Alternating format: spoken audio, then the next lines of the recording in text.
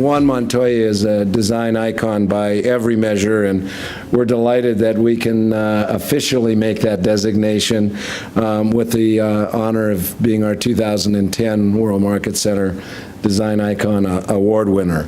He's obviously had a lot of accolades in his career.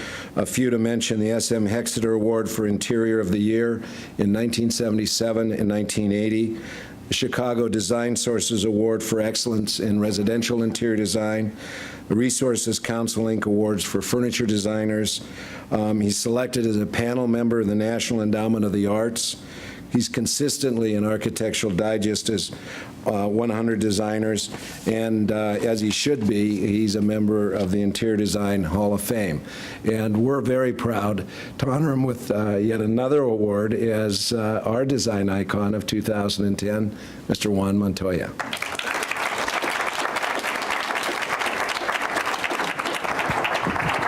I think we have an award. Thank you, Bob. Yes. All right. Well, thank you. I'll put that aside. Thank you, Bob. For you. Thank you. I appreciate it very much. I'll hold this for you. Thanks.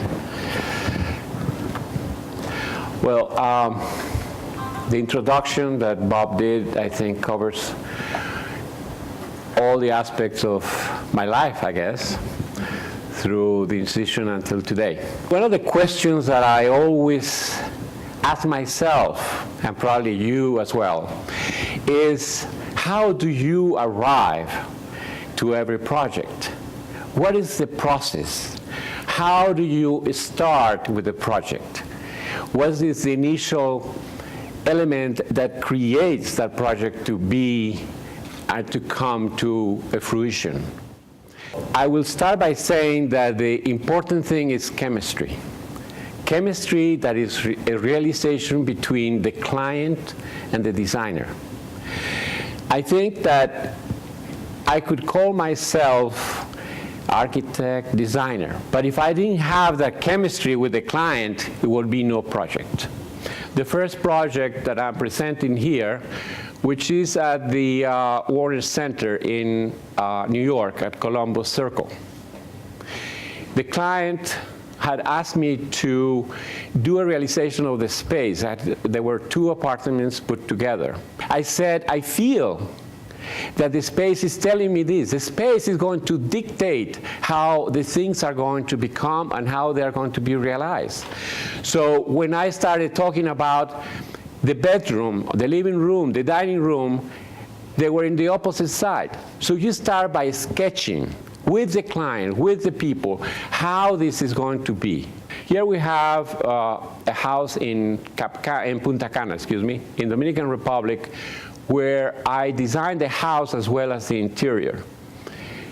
There are 2 families living in this house, the younger part and the older part. So what I said to them, how about if we do a connecting element? And that connecting element was a bridge. Most of the time that I design on the foreign country, I try to use the local craftsmen, the artisans, because it's very important not to import everything that you have bringing into foreign countries. It becomes quite difficult. And also the flavor, it's lost.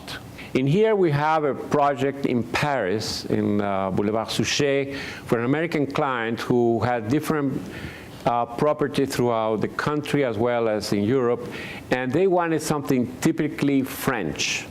So my objective was to have furniture and art that will reflect that.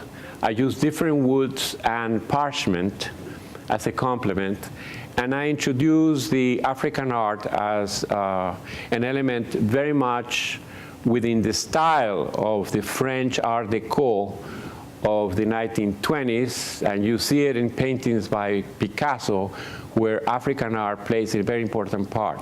We have here a space in Florida again, and my client felt that it was necessary to have an entrance to the kitchen without going to the main entrance.